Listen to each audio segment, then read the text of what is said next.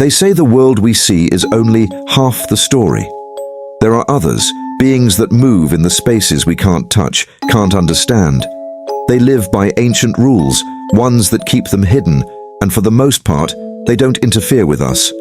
But sometimes the rules are broken. There are those who step out of the shadows, who cross the line. When they do, it's us, humans, who pay the price. This is one of those stories. Halloween was around the corner, and the excitement in the air was almost tangible. Every morning on my way to the office, I'd see children and teenagers buzzing around, clutching bags full of costumes, fake blood, and plastic fangs. To them, it was the one night they could be someone or something else. Halloween was special like that. It gave people a chance to step out of their normal lives, even if just for a few hours, to experience something a little out of this world, something unusual. I wasn't interested in Halloween, not really. Maybe it was because of all the strange stories I'd read over the years, dark, disturbing things about the real history of this night. Stories about how, when the moon was full and people were too busy pretending to be monsters, there were real ones lurking in the shadows. I knew there were people, creeps, who used this night to do unspeakable things, hidden behind masks, blending in with the chaos. And yet, no matter how many warnings there were, people still celebrated, eager to be part of the fantasy. One evening, coming back from the office, I saw a boy having an argument with his mom. He couldn't have been older than 9 or 10, and he was desperately begging her to let him dress up as the Joker. His mother, clearly uneasy, shook her head, pulling him away from the costume shop. "Not this year," she said firmly, her eyes darting around, almost like she was afraid someone might overhear. The boy protested, tugging at her sleeve. "But why not? Everyone else is. I want to be scary." His mother looked down at him with a strange mix of fear and sadness, her voice dropping to a whisper. Because not everything that's scary should be fun. Sometimes, the masks people wear, they don't come off. I watched as they walked away, the boy still sulking, the mother gripping his hand a little too tightly. It stuck with me, that uneasy look in her eyes, that almost superstitious fear. Maybe she knew something deeper about Halloween, something most of us try not to think about. What if, I thought, these costumes and games, these lies we tell ourselves, turn into a horrifying truth someday? What if the monsters we pretend to be find a way to become real? Who knows what memories we're planting in our children's minds, what they'll become when they grow up? I brushed the thought off and went about my evening. Halloween had never been my thing. I had a job that kept me grounded in reality, far away from superstition and childish fears. I'm Jacob Warren, and I've spent over 15 years in law enforcement, mostly dealing with missing persons and criminal profiling. I've seen plenty of things that make you believe the world is darker than it seems.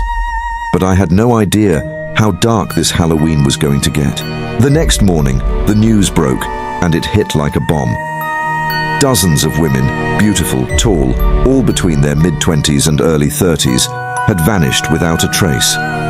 They were from small, isolated towns, places where people rarely locked their doors, and everyone knew their neighbors. And it wasn't just one town. This was coordinated, deliberate. The fact that it had happened at the same time on Halloween made the whole thing even more unsettling. I was called in immediately. The FBI had taken over the investigation within hours, and my experience in missing persons cases landed me right in the middle of it. There was no clear pattern, no obvious link between the women. All we had were the details of their abductions, and those were scarce. No signs of forced entry, no struggles. It was as if these women had simply evaporated. The case I was assigned to hit particularly hard. Emily Roberts, 25, was the daughter of a well-known mayor. Her disappearance wasn't just another statistic. It had a face, a name, a family desperate for answers. Emily had gone to her grandmother's house for Halloween, wanting a break from city life, seeking the quiet and comfort of the countryside. She'd spent the evening handing out candy to kids, laughing with her grandma. Everything seemed normal. And then she was gone. When her family came to check on her the next morning, her car was still parked outside, the lights still on, the candy bowl half full by the door. But Emily was nowhere to be found. There were no signs of a break-in, no struggle, nothing that pointed to foul play. It was like she had been plucked out of existence. As I started digging deeper into the investigation, a sinking feeling gnawed at me. Something about the disappearances didn't add up. All the women who had vanished weren't just random targets. They all fit a specific description. They were tall, beautiful, striking in a way that made them stand out. More importantly, they all came from small, isolated towns. There was a pattern here, something deliberate. Whoever had taken these women wasn't acting on impulse. They knew exactly what they were doing, and they'd planned it carefully. I dove into Emily Roberts' case with that in mind. I needed to understand every move she made on Halloween night. Her phone records showed a few innocuous calls to friends and family, nothing that raised any red flags. But one conversation caught my attention. She had spoken to a close friend just a couple of hours before she disappeared. The details of that conversation were vague at first. Just the usual Halloween chatter, what costume she'd picked out, plans for the evening. But then her tone had shifted. Emily had mentioned something unsettling. She'd said she felt like someone was watching her. At first, she laughed it off, telling her friend it was just Halloween nerves, that the night always made her feel like there was something lurking in the shadows. But the more she talked, the less it sounded like a joke. She'd mentioned seeing a man, a stranger, someone she didn't recognize. He hadn't approached her, hadn't done anything, but she swore he was following her. He stayed just out of sight, lingering in the background. She couldn't shake the feeling that he was there for her. It wasn't enough to act on at the time, just a feeling, but it was enough to raise alarms now. I started looking into the towns around where Emily lived, searching for anything that might explain why she'd be targeted. That's when things got stranger. Emily had told her friend something else that night, something she said felt oddly familiar. She couldn't quite put it into words, but she described it as a pull, like something drawing her toward an unknown place. She didn't know what it meant, but she said it had been on her mind for days leading up to Halloween. I initially brushed it off as another unsettling feeling, but the deeper I dug, the more it seemed to matter. I started cross-referencing the cases of the other women. Small, isolated towns. Similar descriptions of strange men lurking just out of view. And then, something clicked. A disturbing trend buried in the background of each woman's life. Something barely noticeable unless you were looking for it. In the weeks before each woman disappeared, they had all mentioned to someone, at some point, that they felt uneasy, watched. And more than that, they all spoke of an unknown place, a vague sense of familiarity with somewhere they'd never been. It was almost like they were being pulled to something, but none of them knew why. That's when I hit my first real lead.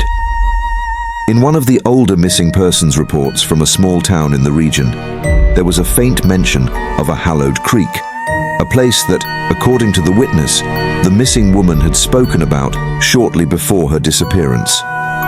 She hadn't known where it was or how she'd even heard of it, but the name had stuck with her. When I tried to find Hallowed Creek on a map, I came up empty.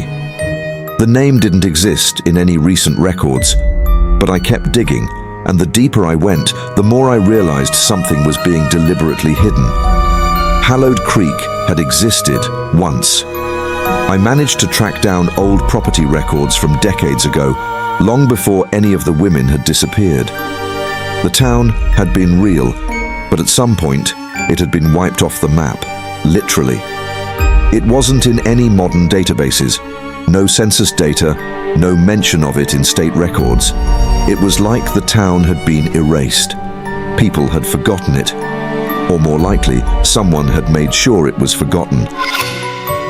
The next lead came from an old library in one of the small towns nearby. Buried in the back of local history files was an obscure reference to Hallowed Creek.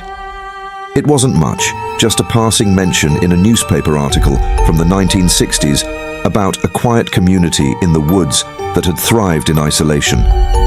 The article praised the town's wealth, its booming economy, its seemingly endless resources. But there were no pictures, no interviews with the townspeople, just vague, glowing praise for a place that didn't officially exist anymore. I found another mention, this time in a police report from the same time period. This one wasn't so glowing. It detailed the sudden disappearance of several women from surrounding towns, cases that had never been solved. The report suggested the women might have been taken to Hallowed Creek, but there was no investigation beyond a few interviews. The case was closed quietly, no follow-up, almost like someone wanted it buried. I tried contacting the descendants of the original families from Hallowed Creek, but I hit nothing but dead ends. Most of the lines had gone cold. The few that were still alive didn't want to talk, and those who did claimed they knew nothing about the town. But I wasn't buying it. There was something bigger at play here, something that had been hidden for decades. After days of searching, I finally found someone willing to talk. An old man named Harold, who had once lived near Hallowed Creek. He was reluctant at first, hesitant to share anything, but after a few minutes, he broke his silence. "Hallowed Creek ain't the place you're looking for," he told me, his voice low and gravelly. "Not anymore." He went on to explain that the town had been a prosperous one, but its wealth came from strange sources. The people there, he said, were secretive, friendly, sure, on the surface. They welcomed strangers with open arms, always offering hospitality. But there was something off about them. They had more money than anyone could explain, and no one knew where it came from. "They were mining something," Harold whispered, leaning closer. "But it wasn't gold, and it wasn't silver. It was people. They were taking women, young ones, said they were for the good of the town." When I pressed him for more details, he just shook his head. "You don't want to know what they were doing out there. That place, it's cursed. I'm telling you, the people who ran Hallowed Creek, they were into some dark things." Harold wouldn't say much more, but it was enough. I had to go there. If there was any chance of finding Emily and the other women, that's where the answers would be. Hallowed Creek was the center of it all. The missing town. I drove out there alone, following directions Harold had scrawled on a napkin. The roads were rough, barely more than dirt tracks, and as I got closer, the woods grew thicker, the trees taller and more twisted. The landscape felt wrong, like the world itself was trying to hide what lay ahead. When I finally arrived, it was like stepping into a ghost town, except everything was still there. The houses, the buildings, the streets, all intact, all frozen in time, but the people were gone. Just like Harold had said, it was as if the town had simply been abandoned overnight. The eerie silence was deafening.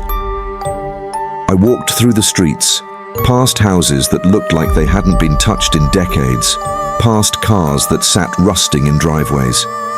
And then I saw it, a faint symbol carved into the side of a building.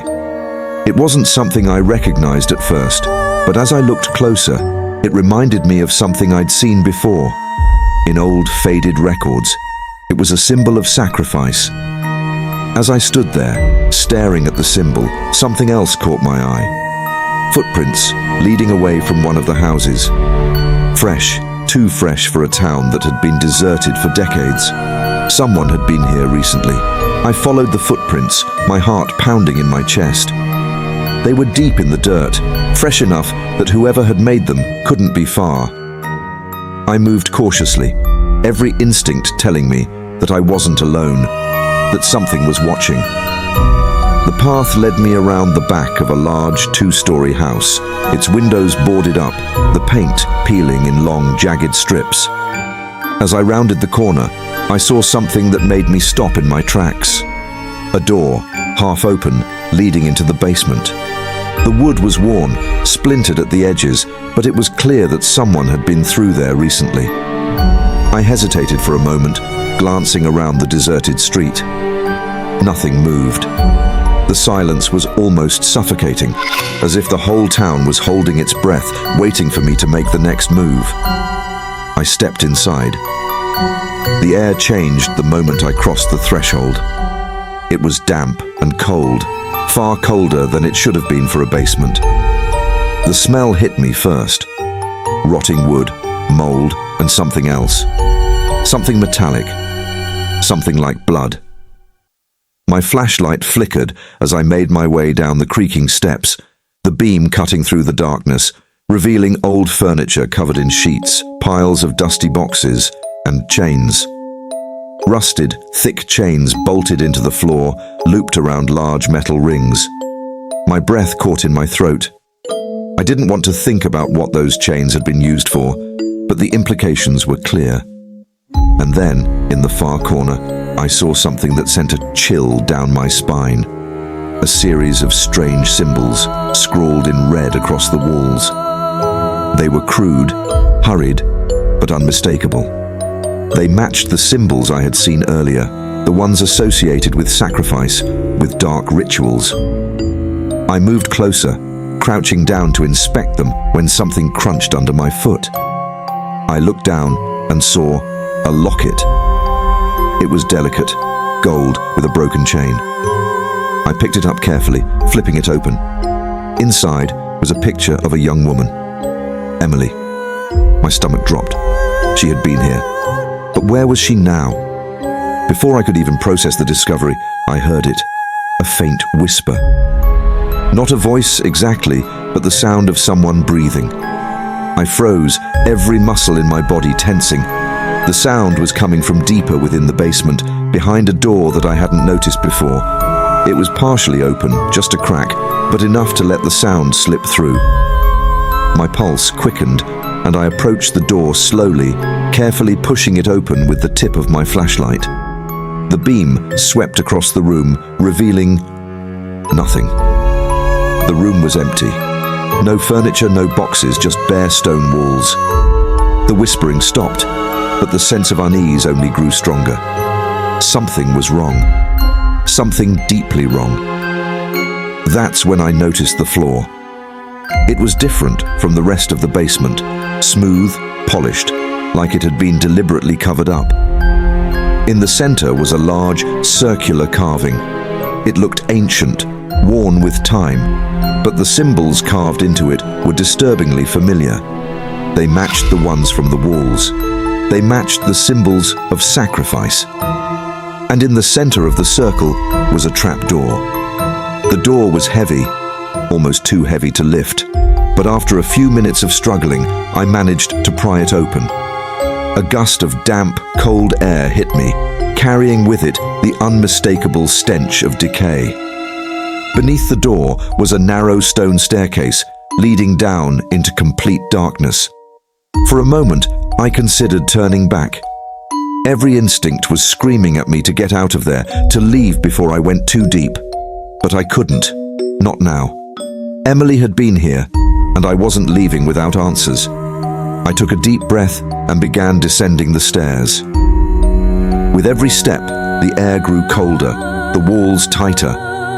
The light from my flashlight flickered again, casting strange shadows on the stone walls.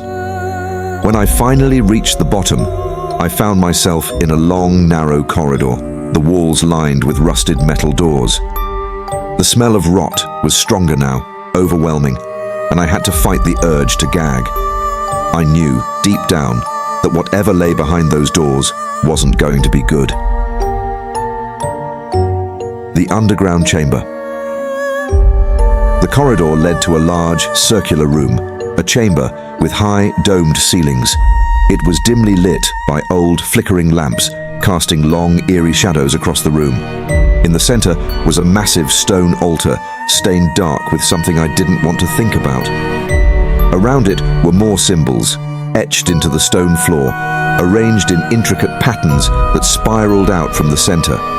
And on the walls, chains, dozens of them, bolted into the stone, hanging loosely from hooks. The sight made my skin crawl.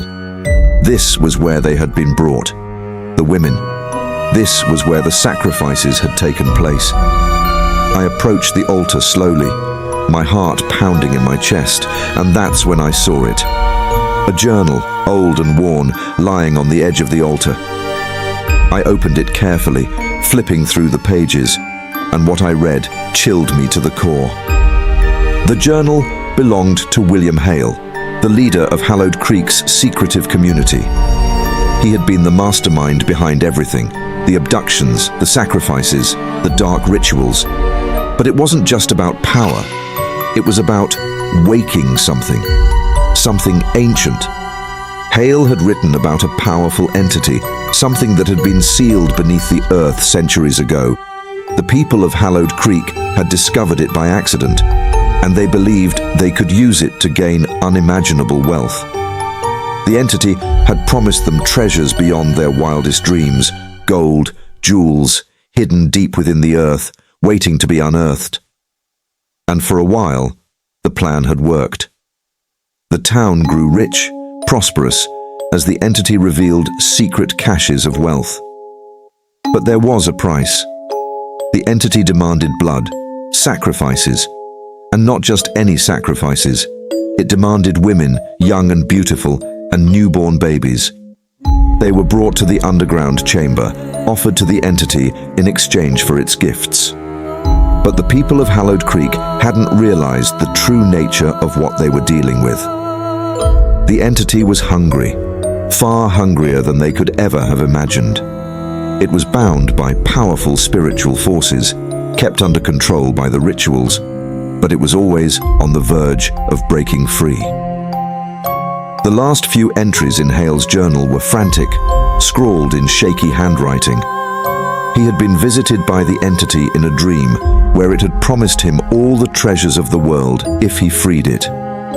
Hale, blinded by greed, had convinced the entire town to participate in one final ritual, a ritual that would break the seals holding the entity captive. But what Hale didn't know was that the entity's hunger was uncontrollable. When they completed the ritual, the entity didn't just take the women or the babies. It took everyone. The entire town had been consumed, wiped off the map, leaving nothing but empty streets and rotting buildings. Hallowed Creek had become a ghost town, but not because its people had left. They had been devoured, erased from existence. As I stood there, staring at the journal in disbelief, I heard something. A faint, almost imperceptible sound. A whisper, just like the one I had heard before. But this time, it was closer. Much closer. I turned, my flashlight flickering, and for the first time, I saw them. Shadows moving in the corners of the room. Not people, not fully formed, just shapes, dark and twisted, creeping along the walls, moving toward me. I backed away slowly, my breath catching in my throat. My mind raced. The entity wasn't fully awake, not yet, but I could feel it, its presence, its hunger growing stronger with every passing second. And then I saw it. In the center of the chamber, just beneath the altar, was a crack in the stone floor. A crack that hadn't been there before. Something was stirring beneath it. I didn't wait to find out what would happen next. I ran, sprinting back through the corridor, up the narrow stairs, my heart pounding in my chest. As I reached the basement, I slammed the trapdoor shut behind me, the sound echoing through the empty house. But I knew it wasn't over. Not yet. The entity was waking, and if I didn't find a way to stop it, it wouldn't just be Hallowed Creek that disappeared. It would be all of us.